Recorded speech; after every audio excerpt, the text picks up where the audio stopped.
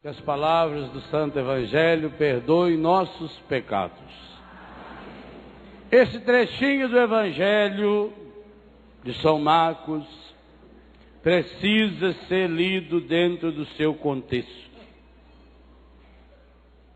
E esse contexto nós já ouvíamos ontem, quando Jesus chamou para si os seus discípulos, destacando entre eles os apóstolos.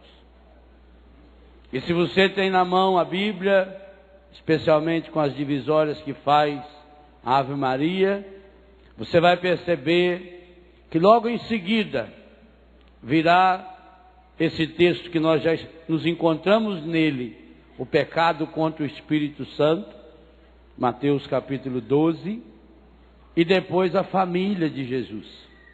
E encerra-se com esse texto, essa grande parte do ministério de Jesus na Galileia.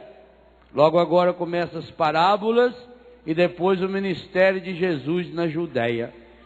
E qual é a importância de perceber o ministério, o serviço de Jesus na Galileia? Vocês devem ter prestado atenção na leitura do Evangelho, que o texto oficial diz que Jesus voltou para onde? Aí diz que foi para casa, mas como é que nós ouvimos a leitura aí? Ou então não prestar atenção. Aí nós lê de novo, porque é uma leitura muito longa, então é difícil de prestar atenção. Ele voltou para onde? Para a casa dele. Jesus está em casa. Jesus estava na Galileia.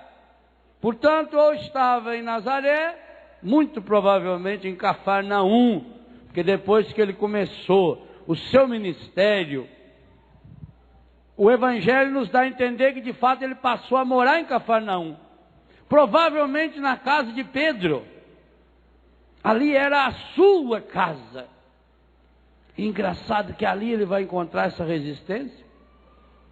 Os seus familiares, seus primos, suas tias, que infelizmente não conseguiam enxergar além do humano, chegam a afirmar hoje um absurdo. Ele está fora de si. Pergunto, isso é elogio ou é xingo? É xingo ou é elogio? É elogio. Estar fora de si significa aqui nesse caso, muito explícito, ele está fora de si porque ele está completamente dentro de Deus. E é isso que você também precisa e que eu preciso. E principalmente o matrimônio, enquanto não sair de si, desse ensimesmar-se, desse fechar-se, os parentes de Jesus não podiam entender a missão de Jesus. A mãe e o pai não tinham entendido e gravaram aquilo no coração. Nós meditamos isso aqui na virada do ano, no último dia do ano, na festa da Sagrada Família, quando Jesus com 12 anos vai a Jerusalém. Meus irmãos e minhas irmãs, essa grande dificuldade da família de Jesus, perdoe-me a honestidade em olhando para vocês casais afirmar isso, é também a grande dificuldade que vocês encontram para viver o matrimônio. Quando você olha para o seu marido, você só vê o seu marido. Quando você olha para a sua mulher, você só vê a sua mulher. Você reduz os horizontes. Aqui está um erro muito grande. O casamento faz você... Veja que eu vou diferenciar nessa tarde duas palavras, casamento e matrimônio, para poder dar a entender o que eu queria passar para vocês. Quando eu falar casamento, eu estou falando do casamento do mundo, qualquer casamento, que até inclusive o casamento que faz na igreja às vezes.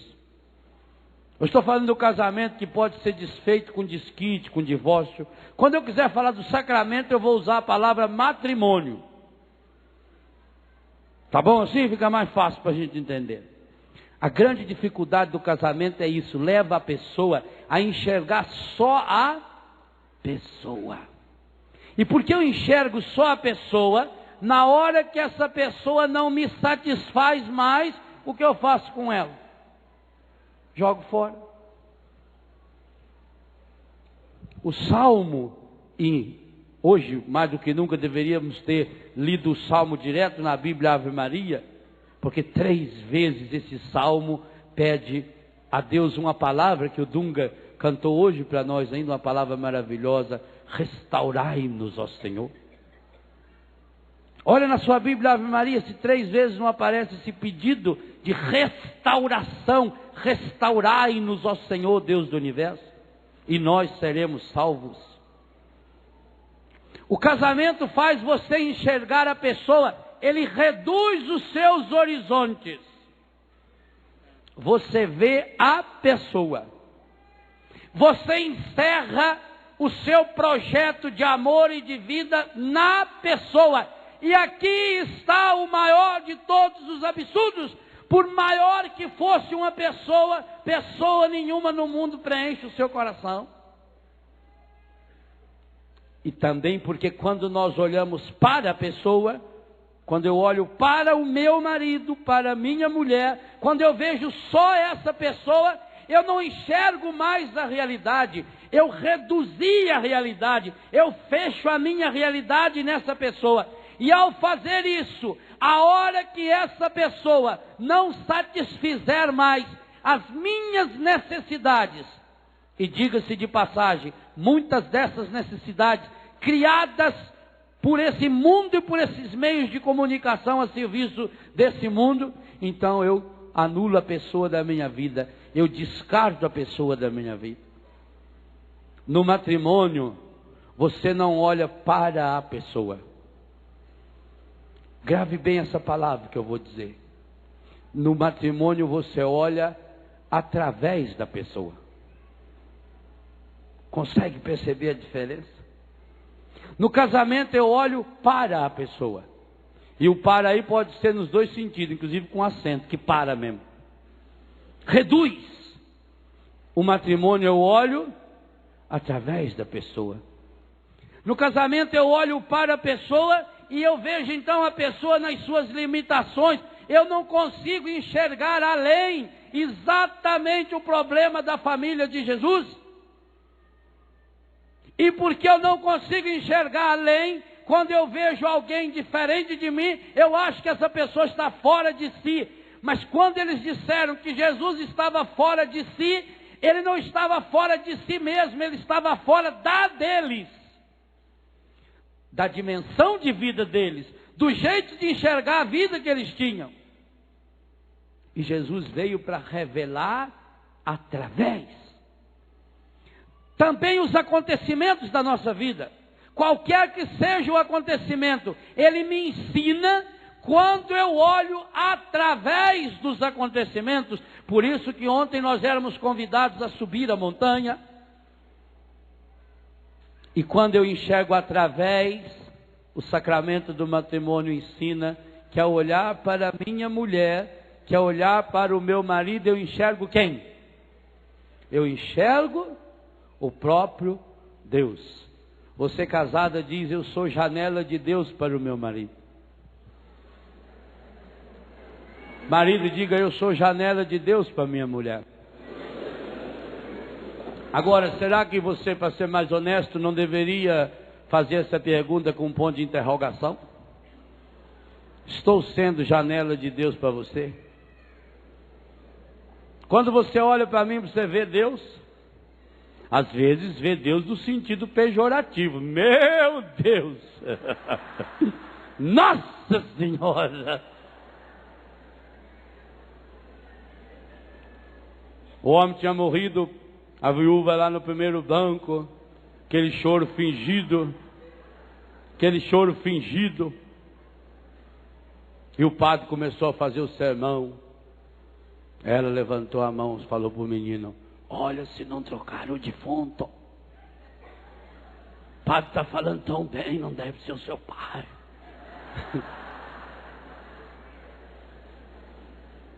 Enquanto não aprendemos a enxergar através, Através é aquilo que atravessa. Daí nós entendemos a ação do diabo. O diabo é aquele que se põe no meio. Diabolos, é aquele que se atravessa no meio da gente. Ele quer se atravessar no meio da nossa relação com Deus. Ele quer se atravessar no meio da sua relação de marido e mulher. E quando ele consegue fazer isso, e infelizmente ele consegue mais do que se pensa, então você olha para o seu marido e vê o quê? Vê aquela pessoa limitada, vê aquela pessoa fraca. Você vai perdendo a admiração. E a primeira condição para o amor é a admiração. Quando você não admira mais uma pessoa, você não ama essa pessoa. E aliás, quando você não admira, você não mira, você não olha e não vê além, e também não pode fazer mais milagres. A palavra é a mesma, miror, admirar, fazer milagres. Atravessa-se ao meio. O encardido coloca outras pessoas. Quantas e quantas vezes vai colocar entre um marido e uma mulher, uma terceira, uma quarta, uma quinta pessoa, e normalmente essa pessoa é uma pessoa maravilhosa. É maravilhosa, inclusive muito compreensivo, compreende até mesmo as suas dificuldades com seu marido, com sua mulher, chega a dar conselho. Padre, eu conheci uma moça, padre, mas padre, ela é diferente, ela é espetacular. Padre, o senhor acredita que ela chega a me dar conselhos de como eu devo tratar a minha própria mulher? Olha que moça mais boa, padre. Isso é verdade. O pescador também, quando vai pescar, ele capricha na isca, ele não é besta. Se ele pôr isca ruim, ele não pega peixe ruim, ele não pega peixe bom. Se ele vai com um anzolzinho de lambari, ele não vai pegar lá um peixe grande. Vai fazer cosquinha. Se ele quer pegar um peixe de uns 10 quilos, ele não vai com a cordinha lá, que não aguenta meio quilo, que rebenta. Ele capricha na isca. O encardido também. Quando ele atravessa uma pessoa, ele não vai colocar uma mais medonha do que o que você já tem. Ele vai caprichar no visual. Ele vai tentar passar açúcar. No casamento você olha para a pessoa. No matrimônio você olha através da pessoa. E olhando através da pessoa eu enxergo um projeto de Deus. Coisa que a família de Jesus não conseguia entender. E por isso depois vai atribuir ao demônio aquilo que é de Deus. Por isso o reino dividido contra si mesmo não tem como subsistir. A família dividida não tem como ir para frente. Por isso Jesus vai ensinar que a família dele é aquele e aquela que ouve a palavra de Deus e a pratica.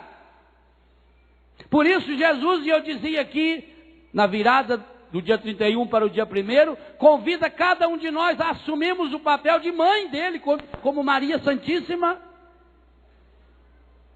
Mas se não enxergarmos além, nós ficamos nos condicionamentos estragados do mundo. E a primeira leitura mostrou bem isso. Comecinho do 2º livro de Samuel. Davi volta, tinha vencido uma batalha. E chega lá um filho encardido, que vem correndo para dar notícia de uma desgraça para ele. Você já notou que até na Bíblia isso é comum? Sempre sobra um para dar notícia ruim.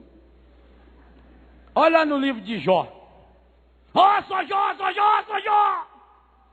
Aconteceu uma desgraça, Jó. Chega tudo desbaforido.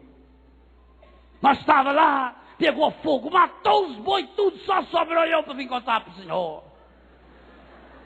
Passa um pouco, já chega o outro. Sou Jó! Nós estávamos numa festa lá com a sua família, caiu aquilo lá, foi só sobrou eu para dar notícia para o Senhor. Sempre sobra um. Cuidado se não é você que está sendo escalado. Se você é daquele e daquela que adora correr para dar notícia ruim, vai ver que você foi escalado já para o jogo do encardido. E está cumprindo o seu papel ali à risca. Primeira leitura mostrou um filho encardido que vem correndo para Davi. Por quê? Porque ele estava na ótica do casamento. E ele então se prostra até Davi. O encardido é safado, é sem vergonha, ele é ordinário. Ele finge. Ele se prostra para Davi, saúda o rei e diz: o Senhor é vitorioso, morreu seu inimigo. Mas Davi não era inimigo de Saul. Quem tem Deus não tem inimigo. Só tem inimigo fora de si quem tem dentro. Tudo que a gente faz para alguém, a gente guarda a cópia aqui, o original fica aqui dentro. Tudo que a gente dá para os outros é cópia. Quem tem a bondade dentro de si, distribui a bondade, feita a flor. Você pisa, cadê a minha flor? Roubaram. Não, tá lá. Eu vou falar nela ainda hoje. Você pisa numa flor, ela dá perfume, mesmo que você não gosta dela. Então nós damos para o outro, o que nós damos para o outro é cópia. Quem tem a maldade dentro de si dá maldade. Esse mensageiro encardido vem feliz da vida contar para Davi que o inimigo dele foi derrotado. Mas Davi fica alegre? Não. Davi sabia a diferença de casamento e matrimônio. Davi entra em pranto. Davi se prostra. Davi tira suas vestes. Então tomou Davi as suas vestes. Tomou é pegou. Não pensa em vocês que bateu no liquidificador e bebeu. Rasgou-as, imitando-o nesse gesto todos os que estavam com ele. Estiveram em pranto, choraram e jejuaram até a tarde, por causa de Saul, de seu filho Jonatas, por causa do exército do Senhor e da casa de Israel. Que coisa espetacular. Ô meu irmão, vou dizer uma coisa muito triste e verdadeira a você. Nunca se alegre com a desgraça dos outros. A desgraça de qualquer pessoa é sua também, é minha também. Nunca use aquela expressão medonha: Deus tarda, mas não falta. Normalmente aquela justiça que você acha que é de Deus não é dele, não. Davi fica triste, porque não era um inimigo humano dele que tinha caído. Nós deveríamos também fazer a mesma coisa de Davi: rasgar a roupa, chorar, jejuar, cair em pranto até a tarde, por causa de... Aí bota o nome do João e da Maria, do José e da Cleusa, desses 47% de famílias que estão destruídas pela mão do encardido. Quantas vezes, ao invés de pegar o telefone e ligar para alguém e falar: soube da última, olha bem, aqui se faz, aqui se paga. Soube do doutor fulano, largou da mulher, foi morar com a secretária. É, minha filha. Mas isso é bom para a mulher dele aprender também, porque ela era orgulhosa, achava que era alguma coisa. Esse mundo, gente, não é nada nesse mundo. A língua é o chicote. Completa do dia que você quiser. Eu não vou completar. Tenta lamber o seu cotovelo para ver se você consegue. Não consegue, tem muita coisa na vida que você não consegue fazer nem explicar. Nós devíamos fazer feito Davi. Davi ficou triste, porque ele viu que ali estava caído na morte estúpida de Saul, de Jonatas, que ele tanto amava, do povo do Senhor, do exército do Senhor. Ele viu a vitória do encardido. E meus irmãos, minhas irmãs, enquanto estivermos perdendo filhos e filhas de Deus para o demônio, nós não podemos nos alegrar nunca. Davi está nos ensinando algo espetacular.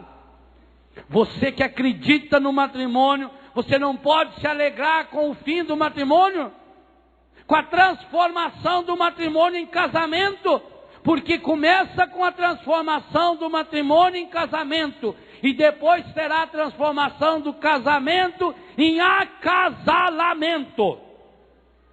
E coisa muito pior. A grande tristeza de Davi é porque ele sabe que tem uma causa. Por isso 3 vezes também, do mesmo jeito que 3 vezes o Salmo pedia: restaurai-nos, ó Senhor Deus do universo, 3 vezes o Davi faz uma pergunta muito séria. No versículo 19, no versículo 25 e no versículo 27. No versículo 19: tua flor, Israel. Por isso que eu falei que eu ia falar das flores aí, para não dizer que não falei das flores. Tua flor, Israel, pereceu nas alturas. Perecer é morrer. Pereceu nas alturas. Que coisa impressionante a palavra de Deus.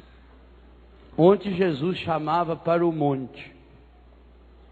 Hoje Davi está triste, porque essa flor, não é essa flor aí não, é essa aí que eu falei hoje. É a rosa que você conquistou.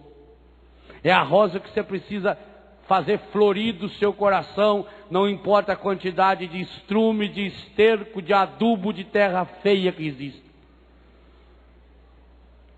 Lá na minha casa, a nossa casa é cercada de mato e mata, e eu gosto muito de trabalhar no mato. E quantas vezes eu estou lá no meio daquele mato, sento num pedaço de madeira e fico contemplando um pedaço de pau que caiu, uma árvore que morreu há 10 anos, quem sabe há 5 anos, ela apodrece e ali nasce uma bromélia, por exemplo, que aproveita aquela podridão dela. E lá no meio da mata, talvez eu fui a primeira pessoa a chegar lá, tem uma flor para mim. Olha como Deus é espetacular. Deus deixou gravado no guardanapo do universo o seu beijo borrado de amor por cada um de nós, para que a gente pudesse acordar. Davi não podia estar feliz, essa flor pereceu. Se o seu matrimônio está se transformando em casamento, a sua flor está perecendo também, está murchando. Mas existe uma grande vantagem, se ela é flor verdadeira, e no seu caso é, porque nós ouvimos o catecismo da igreja nos ensinando hoje, que independente da santidade do ministro, a eficácia do sacramento está no próprio sacramento. A flor que está murcha, talvez despedalada, despedaçada, despetalada, ela tem semente. Se você plantar no terreno certo e cuidar, em pouco tempo ela volta, e volta com uma força muito maior. E de uma única flor você vai ter 10, 15, 20, não é isso que você experimentou na sua família? Davi fica triste, porque essa flor pereceu nas alturas. E aí pela primeira vez ele faz essa pergunta, que vai repeti-la no versículo 25 e depois no versículo 27. Ave Maria traduziu: como tombaram os heróis. No missal nós ouvimos: como caíram os fortes. Meus irmãos e minhas irmãs, o Davi hoje estaria também muito triste. Um descendente dele, o filho de Davi, hoje também está triste, quando vê tombar os fortes, que são vocês, que um dia receberam a flor, a graça, o dom e a semente do Espírito Santo pelo sacramento do matrimônio, mas porque não conseguiu enxergar além, porque não consegue ver através, porque reduz o olhar na pessoa, porque reduziu o sacramento do matrimônio, sinal eficaz que contém aquilo que representa, força do próprio Deus, reduziu aquilo num casamento. Então está tombando esses heróis, esses 47% de casais destruídos, segundo o censo até 2001, e que infelizmente já aumentou esse número. Deveria encher o nosso coração de dor e de tristeza, feito Davi, porque são irmãos e irmãs nossos, e muitos deles irmãos e irmãs de sangue. Quantas pessoas destruídas por um matrimônio destruído, por um matrimônio que virou casamento. E o casamento, como ele tem a sua fonte fora da pessoa, ele precisa ser mantido e alimentado pelas coisas exteriores. E isso, meus irmãos, em todos os sentidos. Quantos e quantos casamentos hoje são mantidos pelo poder único e exclusivamente do dinheiro? Porque a pessoa me dá uma certa segurança. Eu aceito uma vida indigna. Eu aceito ser um objeto do prazer e às vezes da aberração sexual do meu marido. Só para manter uma aparência hipócrita, ou quem sabe a manutenção de um status que ele me dá. E nós sabemos aonde o demônio leva uma pessoa, quando a pessoa se deixa conduzir por ele. O casamento precisa ser alimentado de fora. A força da sexualidade do matrimônio é uma força que está em si mesmo. Nós meditávamos isso hoje de manhã. Porque contém aí o Gênesis, genitais, o sêmen, a semente de Deus. Mas a sexualidade no casamento, ela reduz a pessoa a um genitalismo e depois a uma pornografia. Como nós meditávamos na primeira pregação do dia de hoje, através do texto, capítulo 4 da primeira carta de Paulo aos Tessalonicenses. Aonde se chega, meus irmãos? Olha bem o que as pessoas estão sendo, no que as pessoas estão sendo transformadas. Olha as aberrações hoje invadindo os lares, através dos filmes pornográficos, que é a degradação de todas as degradações. E aqui nesse particular, nós homens, precisamos de uma graça especialíssima do Senhor, e é o que eu estou pedindo para essa missa, e como já falei hoje à tarde, para essa tarde, para essa noite de cura, diante do corpo, sangue, alma e divindade de nosso Senhor Jesus Cristo. Porque nessa área, o machismo conseguiu transformar o homem no pior de todos os seres que existem nesse planeta. Não há nenhum animal por mais primitivo que seja, que é capaz de sequer simular um gesto desse que hoje nós vemos homens batizados, que um dia receberam o sacramento do matrimônio, entrar e cair nesse submundo que não tem fundo. O inferno não tem fundo. Quanto mais a pessoa cai nele, mais ela quer cair. O vício da sexualidade, a sexualidade quando vivida errada, ela vira um genitalismo. E ao ser alimentado se transforma num vício igual ou pior. Eu acredito que pior do que o vício de maconha, de cocaína, de cigarro, de álcool. Porque a pessoa carrega dentro de si. Por exemplo, o cigarro. O cigarro, se a pessoa não tem, ela fica desesperada, ela cata umas guimbas na rua, ela improvisa, enrola lá uma folha de chuchu. Mas se não tem cocaína, se não tem álcool, a pessoa fica desesperada.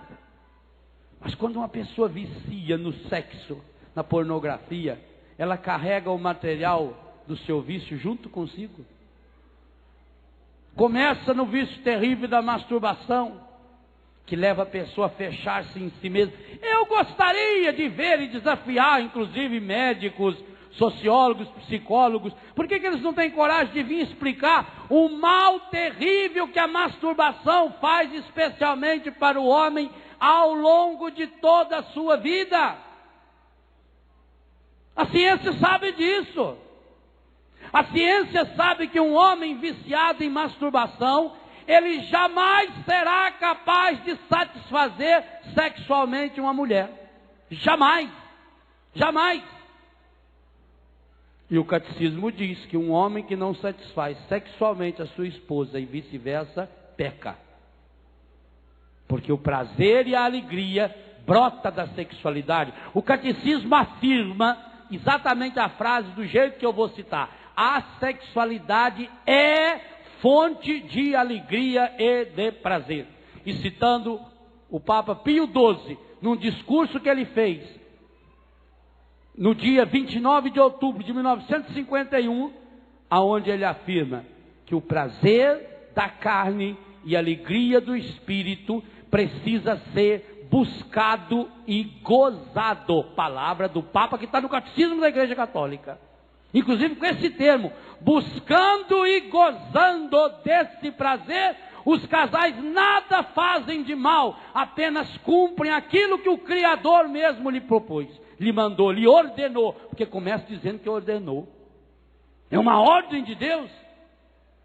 Mas um homem viciado em masturbação, ele jamais poderá dar prazer. Exatamente porque eu dizia hoje de manhã, Deus preparou os genitais com um carinho incomensurável. Colocou ali uma sensibilidade, uma delicadeza muito grande. Mas delicadeza precisa se encontrar com delicadeza. O corpo masculino, e eu dizia hoje, naquilo que simboliza masculinidade não tem nada de masculino. Ele é todo feminino. Ele é sensibilidade pura. É feito para que haja um encontro de fato da alma. O encontro físico de um homem e de uma mulher, segundo aquilo que a teologia e o catecismo afirma categórica e explicitamente. Não é por analogia, não é por comparações, não é por ele fala com a linguagem que eu estou falando para vocês. Ele fala explícito. O encontro dessa intimidade, a intimidade corporal, como lembra o catecismo, e não esses apelidos medonhos de nhanhá e fazer mais não sei o que os casais vão aprendendo por aí afora. Essa sensibilidade precisa de sensibilidade, precisa ter sintonia, estar no mesmo tom, homens e mulheres em sintonia, título do livro do Padre Jonas. Mas quando um homem vicia em masturbação, ele vai pouco a pouco adaptando a sua sensibilidade peniana à pressão da sua própria mão. Ele perde essa capacidade de sentir a pessoa, por isso que é incapaz de satisfazer a sua esposa, e por isso que depois, em muito pouco tempo, ele se torna uma pessoa fraca sexualmente. Ele precisa de condicionamentos exteriores. E Deus o livre e guarde, hoje nós sabemos, há casais em que tem videocassete, DVD, dentro do quarto, para assistir filme pornográfico, porque se não tiver a pornografia lá, o marido não é homem suficiente para exercer o seu papel masculino nessa relação. Olha, qual é o animal que precisa disso? Homens de Deus, pelo amor de Deus, não se diminuam. Não se diminuam, não se coisifiquem. Ensine os seus filhos que a masturbação faz um mal medonho, inclusive sexual. Eu não estou falando nem moral, porque o problema moral seria o mais fácil de resolver. O problema do pecado é o mais fácil de resolver. Basta a pessoa fazer um arrependimento sincero e uma boa confissão, pronto, a hora da graça. Mas os malefícios, por isso que eu estou desafiando os cientistas, os médicos, os terapeutas, os psicólogos que falam tantas bobagens, os Jairus Bauers da vida, que falam tanta bobagem, que escrevem tanta bobagem, falando da descoberta do corpo. Então também para descobrir a bosta tinha que comer um prato para saber a hora. Para descobrir que o tiro mata, tinha que dar um tiro no próprio ouvido. A sabedoria humana ensina você a aprender com os erros dos outros. Não precisa dar um tiro no ouvido para saber que mata. Não precisa tomar um copo de veneno para saber que mata. Você escutou falar nisso, você acredita. Homens, pelo amor de Deus, está na hora de você ter a coragem de Davi, a coragem de chorar quando vê no que os meios de comunicação estão transformando, principalmente os homens. E quantas mulheres que acabam aceitando tudo isso para não perder o marido. Que lástima, Que lástima que você, para exercer um papel de homem, ou precisa, primeiro, de um filme pornográfico. E que lástima para uma mulher que está deitada numa cama e sabe que o prazer que o seu marido está sentindo não foi provocado por estar na presença dela. Isso cria, gente, uma mágoa tão profunda dentro da pessoa. Isso vai tirando a autoestima da pessoa. Isso vai levando a pessoa numa depressão, porque aquela imagem fica gravada. Ela sabe, meu marido, ele não ficou excitado por minha causa, porque me ama. Ele olhou lá na televisão, ele viu lá aquela imagem e reproduziu em mim. E quando essa imagem for fraca demais, então hoje se recorre aos remédios, que segundo os especialistas é o remédio que mais se vende no Brasil hoje. E não é também uma humilhação para a mulher? Eu não estou falando aqui, hein? E os senhores vão entender muito bem isso, a não ser que seja burro demais. Se for, tomara que não entenda mesmo, que é para sofrer o resto da vida. Porque burro tem que sofrer. Eu não estou falando aqui em pessoas que tenham o problema da disfunção erétil, que é uma doença séria, que precisa ser tratada e que esses remédios ajudam e muito. Não estou falando disso. Eu estou falando dessa indústria da pornografia, dessa indústria do prazer, que transforma o ser humano masculino no pior de todos os animais. Nem um cavalo, nem um burro, nem um touro, nem os bichos mais chifrudos do universo são capazes de fazer o que esse homem faz. Para quê? Porque transformou o matrimônio em casamento. Quantos desses, quando chegam em casa, não tem mais desejo verdadeiro pela esposa, porque já soltou esses desejos em tudo quanto é canto aí das ruas. E a mulher dominada pelo machismo, cria o feminismo, a sua arma correlata, e aí, para fazer igual, assume o masculino naquilo que tem de pior, e torna-se muitas e muitas vezes dentro do seu quarto, da sua cama, do leito que deveria ser, imaculado. Deveria ser fonte de santificação. Matrimônio, fonte de santificação. Versículo 4 do capítulo 4 do 1 de Tessalonicenses. Que precisa crescer e progredir no amor. Versículo 9 e versículo 10. Transforma isso num pequeno centro de prostituição. Porque quando aceita se submeter a essa sujeira toda, é essa dimensão que precisa ser curada, meus irmãos. E eu digo a você, meu irmão, minha irmã, na hora em que você transformar de novo o seu casamento ou acasalamento, ou seja lá o que for, porque eu não sei o estágio de baixaria que muitos já chegaram, na hora que você tiver a coragem de transformá-lo em sacramento do matrimônio, você vai descobrir a força restauradora, poderosíssima, que está embutido no sacramento, e que o demônio jamais consegue destruir, e isso é doutrina do catecismo da igreja. Continue lendo aqueles números do catecismo e você vai encontrar escrito explicitamente lá também. Por pior que o demônio tenha feito, ele não consegue aniquilar, ele não consegue transformar o sacramento do matrimônio em casamento. Ele não consegue. Se um dia você receber o sacramento do matrimônio, então está na hora de tirar a casca. Ele só conseguiu botar uma casca, pois vamos tirar essa casca, vamos dar tijolada nessa casca, vamos quebrar, vamos pagar o preço que for preciso. É possível. Mas essa transformação tem que ser feita da flor, é de dentro para fora. Por isso que tem que ser alimentada. E que coisa fantástica a programação desse encontro. Hoje nós alimentaremos, primeiro, pelo ouvido, o dia inteiro. Depois, pela boca, na Eucaristia. E à noite, pelos olhos, na adoração. E amanhã vai repetir a mesma dose. Vamos alimentar pelo ouvido, da pregação, as orações. Quando eu falo pregação, eu estou considerando cada música cantada, cada oração feita aqui. Não é só a hora que o Padre Léo ou o Padre Jonas, nesse caso, só nós dois estamos falando nos momentos das pregações. Cada momento de canção que foi feita aqui. Então vai ser alimentada pela pregação. E depois nós vamos partilhar da mesa da palavra que se faz carne e habita entre nós na Eucaristia. E depois nós vamos ser enviados com a contemplação do Senhor que entra nos nossos olhos. E pelos nossos olhos, pelo ouvido, pela boca. Ou seja, todo o nosso ser está sendo cristificado. Que palavra linda. O Catecismo, na edição portuguesa de Portugal, usa a expressão deificados.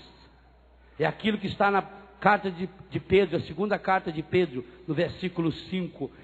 Deus coloca em nós, primeiro capítulo, a natureza divina. É isso que está acontecendo comigo e com você. E por que eu digo comigo e com você? Porque eu sou fruto, e o Padre Jonas testemunhava isso hoje, ao falar do pai dele, que continua sendo pedreiro no céu.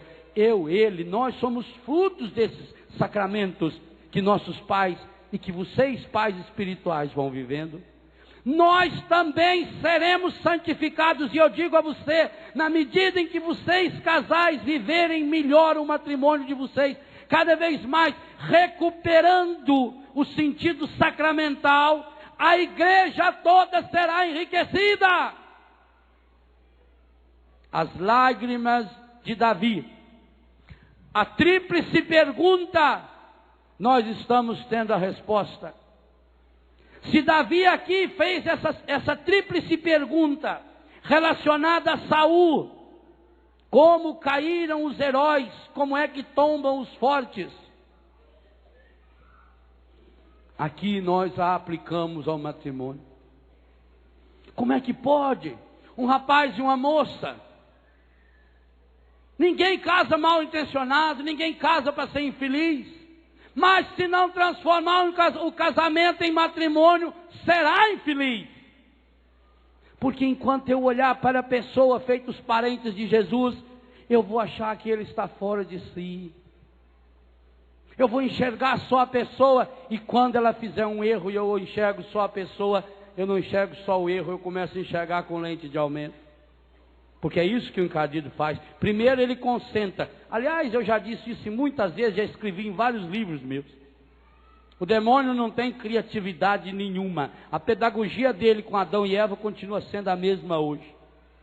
Primeiro ele reduz o visual seu. Ele faz você enxergar só um pedacinho da pessoa. E depois ele começa a fazer você enxergar os erros da pessoa com lente de aumento. Então, o marido está trabalhando, a mulher está em casa trabalhando ou trabalhando fora, mas dentro eles estão remoendo os defeitos. Você já notou quanto tempo você fica remoendo o defeito do marido e da mulher? Você já observou que você é capaz de passar um dia, uma semana, chorando, só por lembrar uma palavra que ele falou, que ela falou na hora que não devia? Você já notou que você é capaz de lembrar depois de 10 anos, de 15 anos, de uma palavrinha estragada que a sua mulher falou, o seu marido falou? E na primeira oportunidade, na hora de um abrigo, você vai dizer, pensa que eu esqueci? Aquele dia, 3h15 da tarde, lá na casa do seu avô, aquilo, cara, me doeu muito, me doeu, porque tudo que eu tinha feito para você. Só muda o ângulo. O rei estava todo feliz, porque ele tinha achado a mulher ideal da vida dele. E ele contava para um amigo, eu achei uma mulher. Vou dar um exemplo do amor dessa mulher por mim. Eu cheguei na cozinha do palácio, a minha mulher estava comendo um pêssego. E eu olhei para aquele pêssego e disse, que pêssego maravilhoso. Nem precisei dizer que eu queria um pedaço, pois ela pegou e me entregou o resto daquele pêssego todinho. Como ela me ama. Tempo depois, eles romperam. E ele estava lá no boteco bebendo e reclamando da mulher. E aí aquele amigo falou, mas vocês não amavam tanto? Não era o senhor que dizia que ela amava tanto o senhor? Me amava? Uma mulher que me dava resto de pêssego.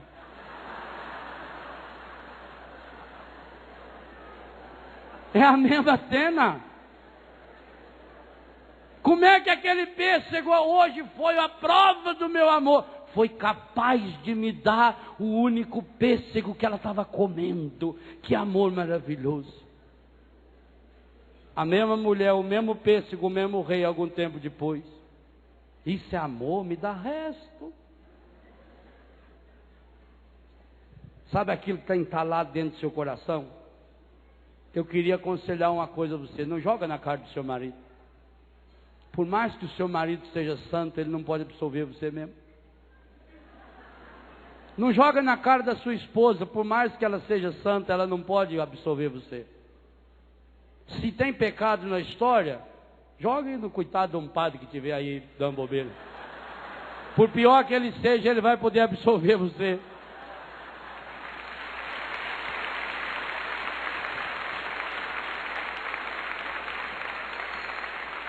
Mas se além de ser pecado, é uma dor profunda, que fere, machuca e dói demais no seu coração, jogue no coração dele, que não teve pecado nenhum, mas que morreu para tirar o pecado do mundo, inclusive do seu mundo, para transformar o seu casamento em matrimônio. E eu queria dizer isso a você, é possível. Eu não sei há quanto tempo faz que você transformou o seu matrimônio em casamento, eu não sei. Mas se o seu coração estiver batendo, se você teve coragem de vir, unir-se a essa multidão aqui na Canção Nova, ou tem a coragem de estar nos acompanhando pela TV, pela rádio, pela internet, é sinal que ficou ainda aquele fiozinho lá dentro do seu coração, e esse fiozinho é suficiente para puxar você de volta, de volta, de volta, de volta, de volta. Mas aí eu digo uma coisa a você: lance o seu coração inteiro no coração de Jesus. E aí é preciso ter coragem de silenciar. Aliás, a pessoa precisa saber silenciar também quando as coisas parecem favoráveis a ela. Ia ter uma grande festa no céu, os animais estavam felizes que iam todos para o céu. Os gansos contando lá na beira da lagoa que eles iam para o céu, que ia ter uma festa. E olha do lado e vê, triste está o sapo. O sapo não podia ir para o céu. E os gansos comentando, vai ser uma festa linda. Quando o sapo chamou um ganso, falou: escuta, eu estou tendo uma ideia. Quem sabe uns dois de vocês não queiram me ajudar? Vocês são uns gansos tão grandão, vocês têm umas asas tão grandes, eu sou um sapinho tão fraquinho, tão humilde, que vivo aqui nesse brejinho. A única coisa que tem a meu favor é a minha beleza, não tem mais nada. Mas eu tenho uma ideia, vocês podiam me levar para o céu na festa. Aí um ganso falou: como é que nós vamos levar o seu, sapo? Até que nós gostamos de você, que nós convivemos bem com você aqui. Mas que jeito nós vamos levar se nós for carregar você? Nós não tem jeito de carregar você, que para bater as asas nós precisamos ter as patinhas nossas livres para poder direcionar. Aí o sapo disse: não, mas eu estou tendo uma ideia. Não é esse senhor aqui, Chimboto, não. Não é esse para trás. É aquele sapinho pequenininho, que esse colega seu menorzinho lá. Estou tendo uma ideia. Qual é? Pega dois de vocês mais fortes, atravessa um pau no bico, e eu seguro com a minha boca. Eu tenho uma boquinha meio pequena, mas forte, resistente. Eu seguro firme. Ó, sapo. E vocês vão voando e levam eu. Aí um ganso falou: eu tenho que fazer, eu gosto desse sapinho, viu? É bonzinho ele, né? É bonzinho. Pois a língua dele já salvou nós aqui. Os punilongos vinham para morder nós, ele lança naquela língua. Vamos levar o sapo, vamos levar o sapo. E aí os outros gansos falaram: então, topa. Cansou, inclusive nós ajuda no revezamento. Aí começaram a viagem. O sapinho segurou bem, né? Começou a levantar o voo, foi indo. E o sapo estava encantado. Que visual maravilhoso. Que coisa linda. Como é bom ver as coisas aqui de cima. Aí estão sobrevoando uma aldeia. Daí a pouco um grupo de pessoas começa a olhar e diz: gente, olha que coisa fabulosa. Olha como a natureza ensina. Olha que lição de solidariedade. Que maravilha. Quem será que teve essa ideia fenomenal? O sapo virou e falou: foi ele!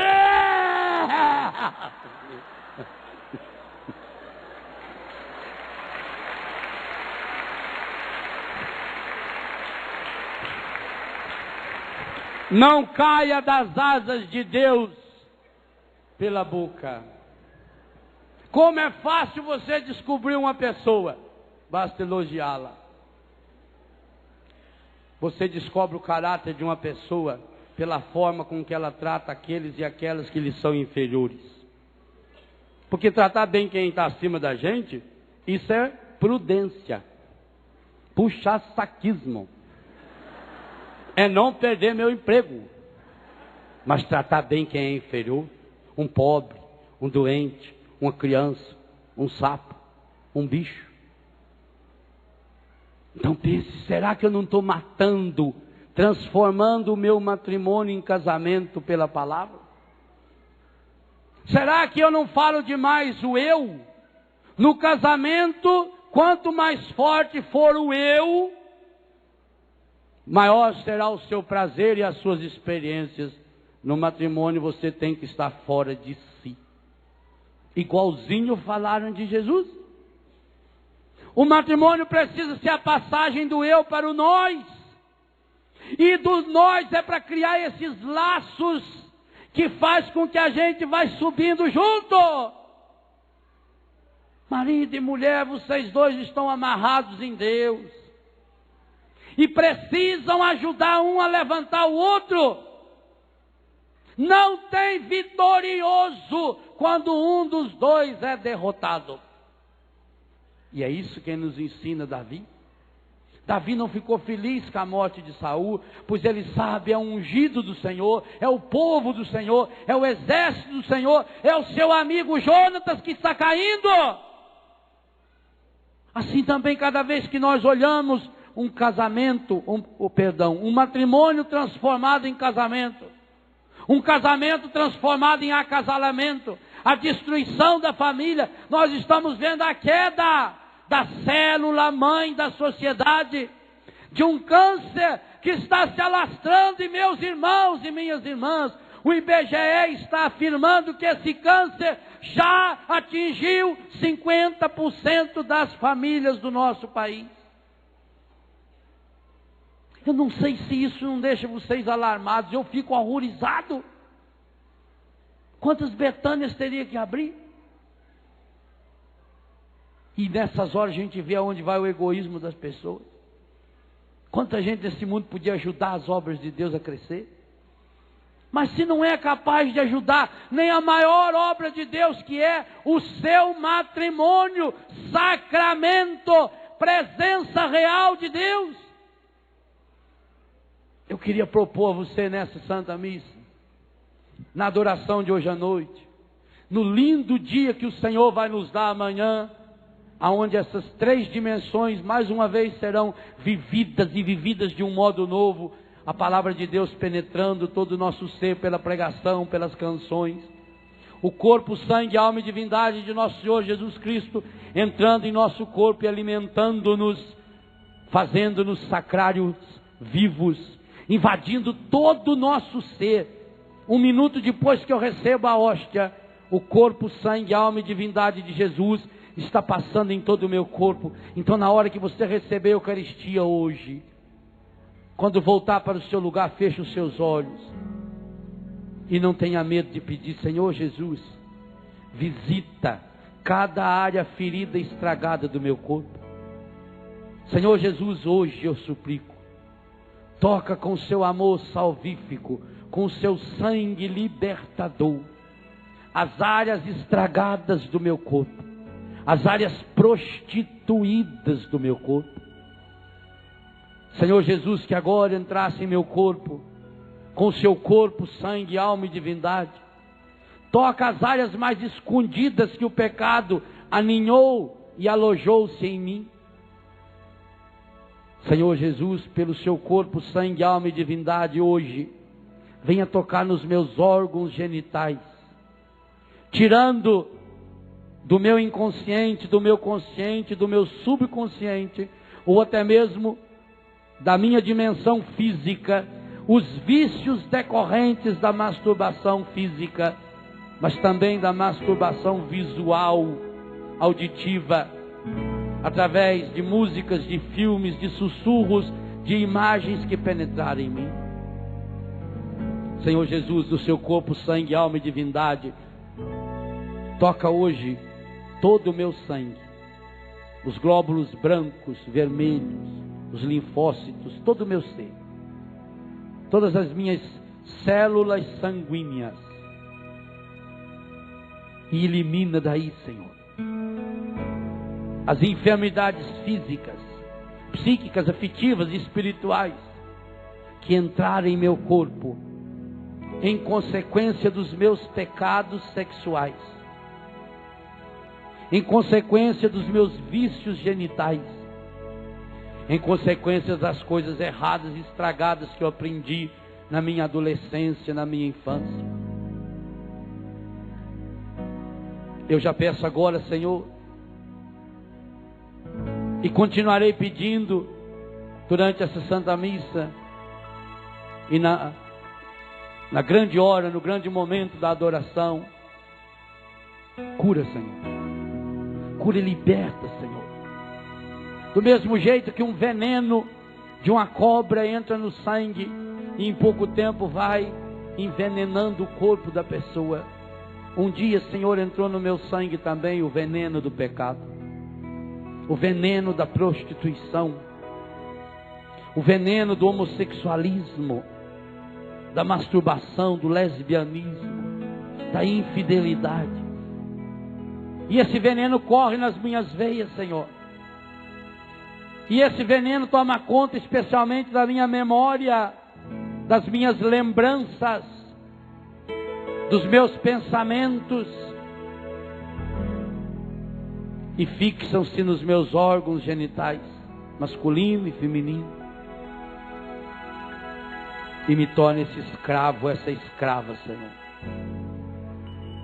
Senhor, feito Saul, Jonatas, feito o exército e o povo, eu também estou tombado, caído, jogado, Senhor, nessa lama de prostituição, de infidelidade. Eu sei que o Senhor me ama e o meu coração continua batendo, porque o Senhor acredita em mim. Mas eu estou sujo demais, Senhor. Eu estou suja demais.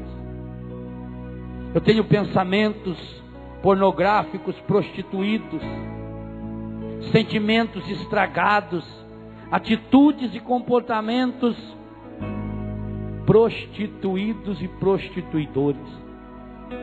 Senhor, eu tenho o vício do sexo errado, o vício da pornografia, o vício das leituras pornográficas dentro da minha casa, Senhor, e eu peço agora que na tua autoridade o Senhor entre lá dentro do meu quarto, lá onde está o videocassete, o DVD, aquele aparelho, com aquelas fitas que eu aluguei, que eu comprei, lá onde eu escondi, Senhor, aquelas revistas, aqueles filmes. Eu peço, Senhor, que o poder do teu Espírito agora queima as raízes de todas essas contaminações, e agora, Senhor, aqui livremente eu renuncio a tudo isso, como quero continuar fazendo durante essa Santa Missa e durante a adoração dessa noite. Mas agora, Senhor, eu tomo posse dessa sua graça em minha vida. Eu também, Senhor, diante da televisão eu me coloco agora. O Senhor sabe, toda a minha infância, tanta coisa errada eu aprendi. E hoje eu preciso colocar na tua presença, e eu quero colocar, Senhor. Jesus, eu já estou antecipando o meu coração. Eu preciso muito desse encontro contigo, nessa tarde pela Eucaristia e nessa noite pela adoração. Eu quero reler minha história hoje, Senhor, à luz da tua misericórdia. Eu necessito, Senhor, eu preciso, Senhor. Eu preciso ser liberto, Senhor, dessa enfermidade física, cuja origem está na minha infidelidade, na prostituição que eu vivi. Hoje, Senhor, eu quero fazer um inventário da minha história de pecado e relê-la na sua história salvífica. Eu queria muito, Senhor, que hoje pudessem falar de mim o que seus familiares falaram do Senhor. Eu hoje também queria estar fora de mim, fora do eu estragado e prostituído, Senhor, para estar dentro da tua graça. Eu mergulho, Senhor, a minha miséria na sua misericórdia, a minha pequenez na sua grandeza, a minha sujeira na sua santidade, a minha doença na sua saúde e no poder que o Senhor tem de curar. Eu mergulho, Senhor, os meus queridos e as minhas queridas, meu esposo, minha mulher, meus filhos, meu pai, minha mãe, os meus amados. Eu mergulho cada um deles, Senhor, na sua infinita misericórdia e peço, cura, Senhor. Transforma hoje, Senhor, o casamento o meu casamento, em sacramento, porque eu quero sentir sua presença em minha vida, e me comprometo a ser, Senhor, sinal e canal dessa presença para o mundo. É isso que eu coloco hoje, Senhor, por intercessão de São Francisco de Sales, por intercessão de Maria Santíssima, por causa e em nome de vosso Filho, nosso Senhor Jesus Cristo, que convosco vive e reina, na unidade do Espírito Santo.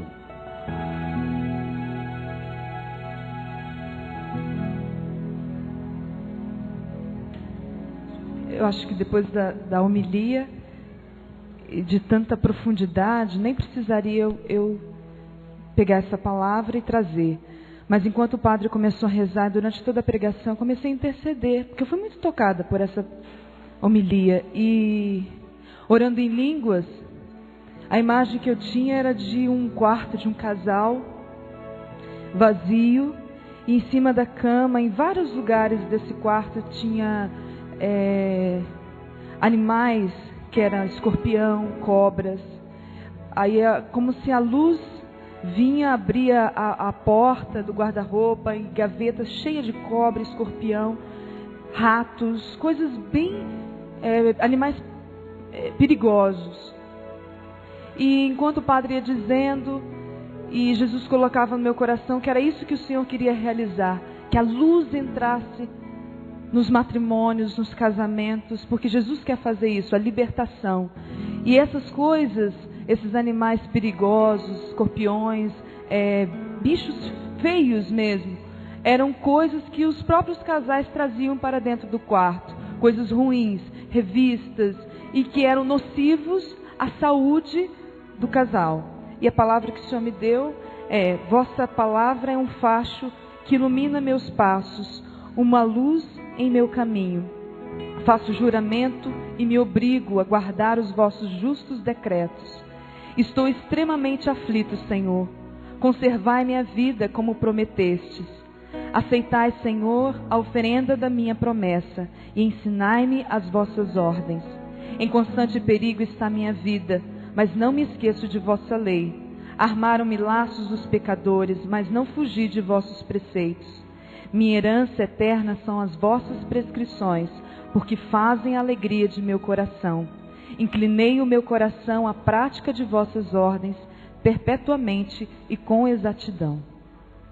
Amém. Eu fui lá até a salinha, peguei a Bíblia, porque o Senhor me impulsionava a abrir a palavra. Pode aplaudir para valer.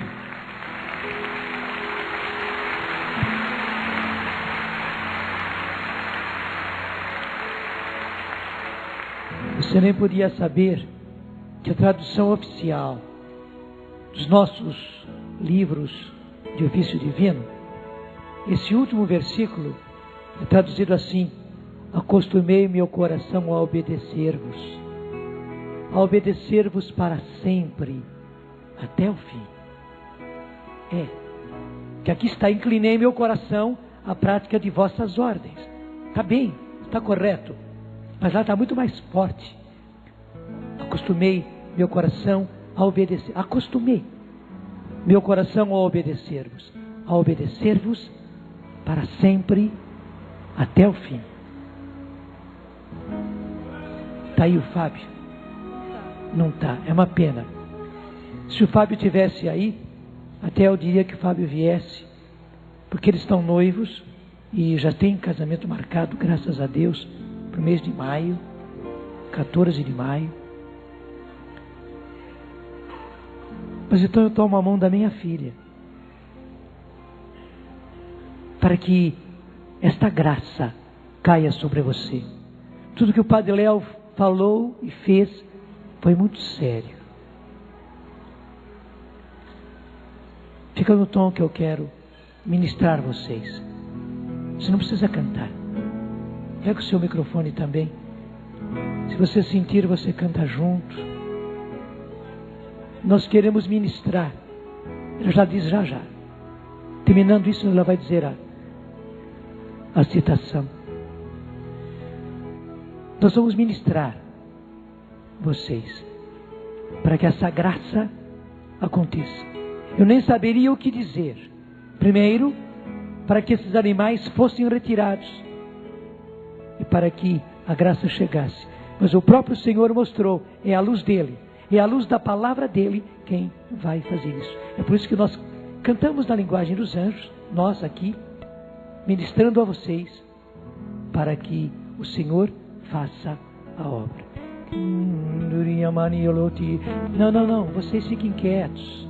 Vocês fiquem quietos, nós vamos ministrar vocês. Escute, receba, até feche os seus olhos.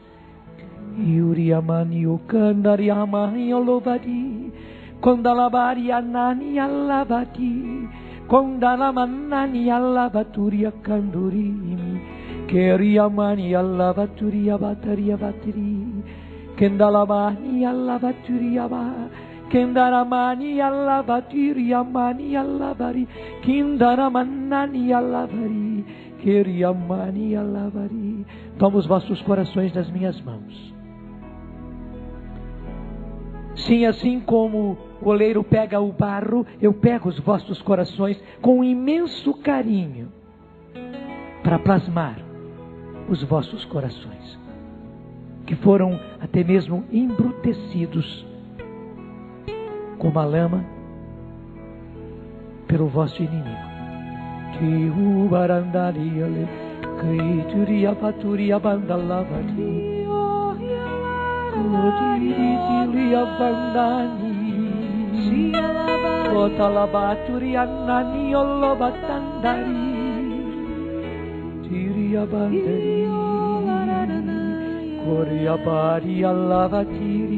Kandaramani alavati, kalabari arandari, tori amani, ketarabatolia, sivananani olobadi. Eu sou, Senhor, vosso Deus, teu Pai, teu amigo, e quero vos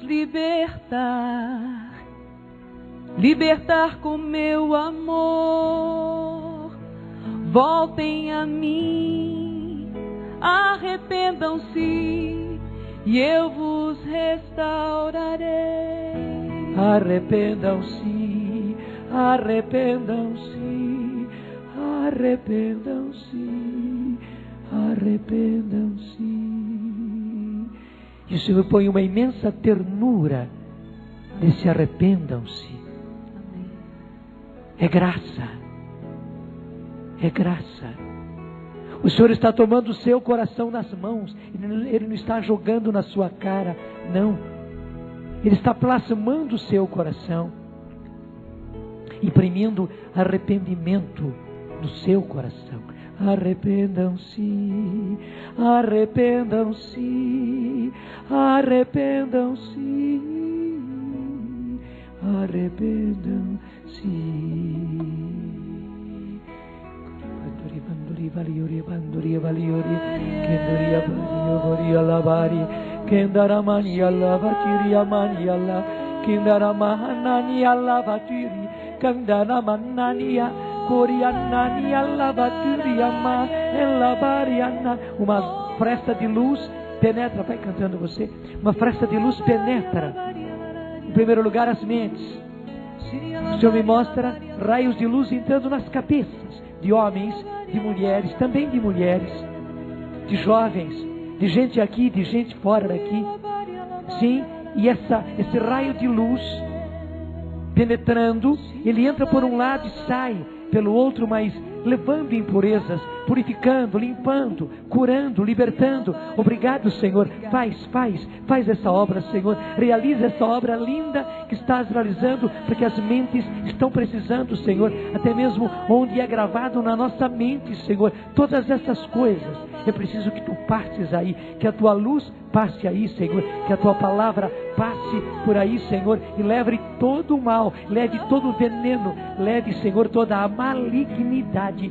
E obrigado porque estás fazendo esta obra. O Senhor mostra também esses raios semelhantes passando pelo coração e atravessando de um lado para o outro. E interessante que esse raio que atravessa o coração, quando ele atravessa o coração, ele deixa o coração diferente. Há uma coloração linda dentro do coração. Parece mesmo uma cirurgia maravilhosa que se faz em todo o coração. O coração começa até mesmo a pulsar de maneira diferente. E pelo outro lado, onde sai essa luz, esse raio de luz, vão saindo coisas que a gente percebe que são más, são malignas, são feias, são sujas. Mas o coração vai ficando cada vez mais lindo, meus irmãos. É isso que está acontecendo, é isso que está se fazendo. O Senhor está realizando esta obra. Obrigado, faz esta obra, Senhor. Kiriamani olovatiri kandaramanani kalabaturia kandari kolobatari vaturia shabani kalabarianani kilalabatari turini nuriananani halabari Kiriamanani alavari Kiriamani siria lovanananiru Kariamani Karianani alavatiri Kandananani olovana Kandananamanani. Meus queridos e amados filhos, quisestes apartar-vos de mim e vos entregastes ao mundo, e vos entregando ao mundo, não sabíeis que estáveis vos entregando aquele que é o vosso inimigo, estáveis vos entregando ao maligno. Mas a minha graça chegou. Apartai-vos do mal. Sim, eu vos digo com ternura de Pai, apartai-vos do mal. E voltai-vos agora para mim. Não apenas voltai, mas voltai-vos para mim inteiramente, definitivamente, e entrai com aquilo que tendes de mais precioso, o vosso matrimônio. Interessante, é uma outra raridade, que o Senhor penetra agora com muitos raios de luz. E interessante, esses raios de luz agora não vêm de um lado, atravessam do outro. Eles vêm de vários lados, mas atravessam essa realidade e vão saindo pelo lado oposto. Isso me mostra que essa realidade está sendo penetrada por muitos lados, por todos os lados possíveis, é a realidade do seu matrimônio, que infelizmente foi conspurcada. Veja o peso da palavra que o Senhor me põe, foi conspurcada. Foi levada ao máximo de impureza. Mas que agora esses raios de luz que vêm do Senhor estão penetrando por todos os lados a realidade do seu matrimônio e purificando corações de homens e corações de mulheres. Canta, Eliana.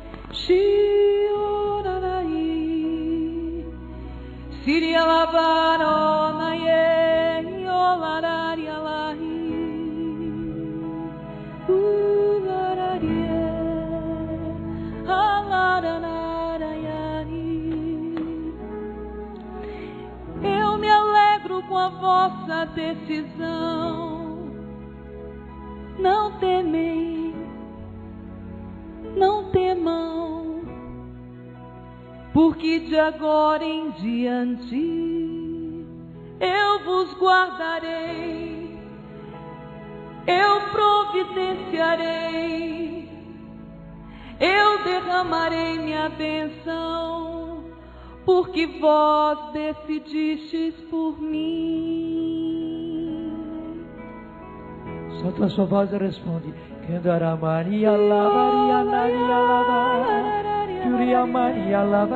Levante levemente as suas mãos. E agora dê a sua resposta no Espírito. Até se você não cantava assim, comece a cantar assim. Porque o Senhor está penetrando a realidade do seu matrimônio por todos os lados. E o Senhor mesmo está cantando a sua entrega, a sua decisão. Louvado Senhor, adorado Senhor, glorificado Senhor. Tu és a causa de tudo isso. Tu és a fonte de tudo isso. E Tu és a meta, o objetivo, a finalidade de tudo isso. Vai cantando, vai cantando. Volte seus olhos e seus corações para o Senhor. O cantar em línguas é um presente. A gente nem se preocupa com ideias, com conceitos. O Espírito ora em nós. Ore, deixe o Espírito, Ele vai colocar os conceitos. Ele que entende disso. Nós estamos agora na dimensão divina, na dimensão do eterno, daquilo que se chama transcendência, inclusive além da nossa mente. E aí só se penetra pelo Espírito. Cante, cante.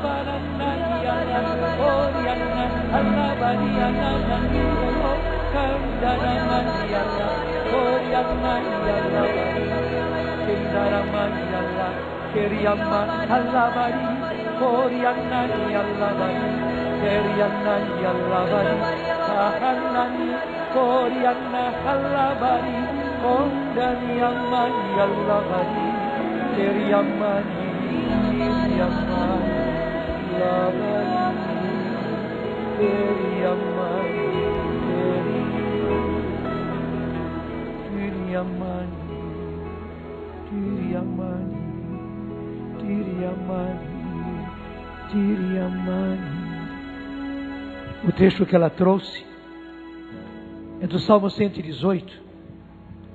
Acho que você sabe que esse é o maior salmo da Bíblia. Ele tem 176 versículos.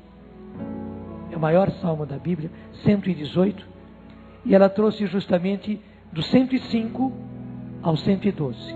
Então, Salmo 118, de 105 a 112. E esse último versículo, que é o fim de todos, onde chega tudo, que é o 112, que está aqui nessa tradução. Inclinei meu coração à prática das vossas ordens. É o mesmo sentido. Apliquei, inclinei meu coração à prática das vossas ordens, à prática dos vossos mandamentos, perpetuamente e com exatidão. Perpetuamente e com exatidão. E que a liturgia traduziu lindamente assim: acostumei meu coração a obedecer-vos para sempre até o fim.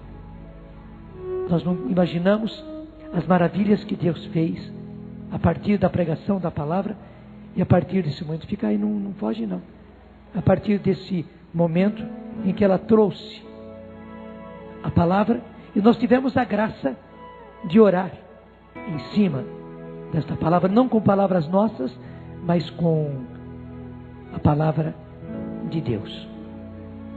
E enquanto nós cantávamos, a palavra que o Senhor colocava no meu coração, que Ele quer que eu diga Então eu vou dizer logo a citação. Depois você, se quiser, pega também. Se quer anotar, anota logo. É Baruque.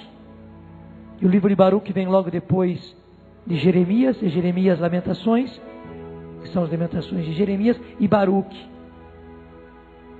Baruque 4, versículo 27 a 29. Baruque 4, 27 a 29, onde o Senhor vem finalizar tudo isso dizendo: coragem, porém, meus filhos. Eu vou repetir. Baruque 4, 27 a 29. Agora presta atenção. Se você pegou, pegou. Se não pegou, escuta. Coragem, porém, meus filhos, orai a Deus, pois aquele que vos feriu lembrar-se-á de vós. Quisestes apartar-vos de Deus, ponde agora 10 vezes mais zelo em procurá-lo. Ponde agora 10 vezes mais zelo em procurá-lo. Inclusive o Senhor aqui não está falando meu filho. Ele podia dizer meu filho.